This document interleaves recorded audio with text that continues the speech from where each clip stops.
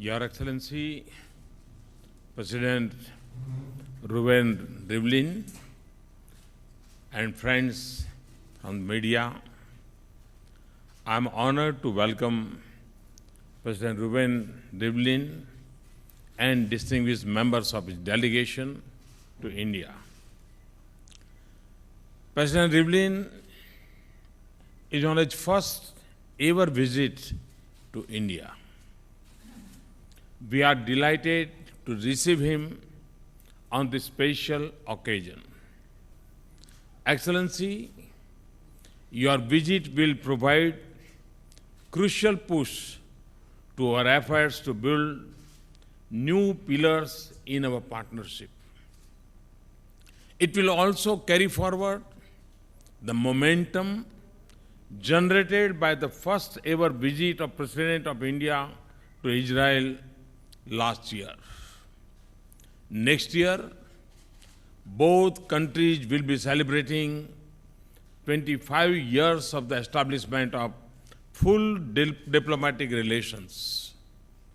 As we approach this big milestone, we are both committed to advance our engagement on several fronts and build on convergence and commonalities in our interests and concerns on regional and global issues.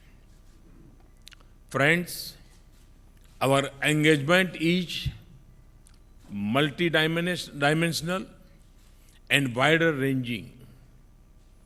We are partnering in enhancing agriculture productivity and efficiency, boosting research and innovation linkages, employing applications of science and technology for the benefit of our societies, forging strong trade links and investment ties, building defense ties to secure our people, and enhancing people-to-people ties through greater cultural and tourism linkages, promoting educational exchanges. The growing number of Indian students going to study in Israel and vice versa can be an important bridge in our partnership. The growing number of Indian students going to study in Israel will be an important bridge for building our partnership. Friends, earlier today, in our discussions, President Rivlin and I agreed that there are several strong areas of ongoing cooperation between our countries. We are familiar with Israel's advances in agriculture and its expertise in micro-irrigation in drought-prone areas and water management. We have identified water management and water conservation and collaboration in scientific research and development as two areas of priority engagement. We both agreed that the current trajectory of the Indian economy opens up many promising opportunities for Israeli companies. Our economic initiatives and programs and emphasis on innovation, research, and technological development match well with Israel's strengths and capacities.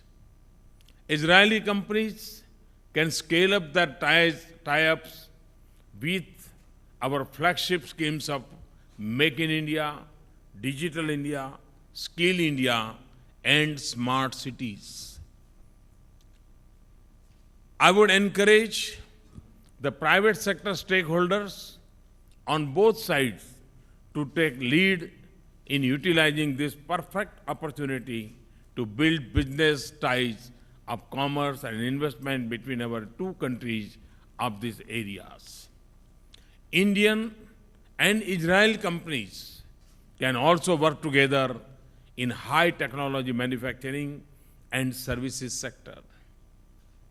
Make in India, and as a President Rivlin told me in our discussion, Make with India can generate jobs and benefit both geographies.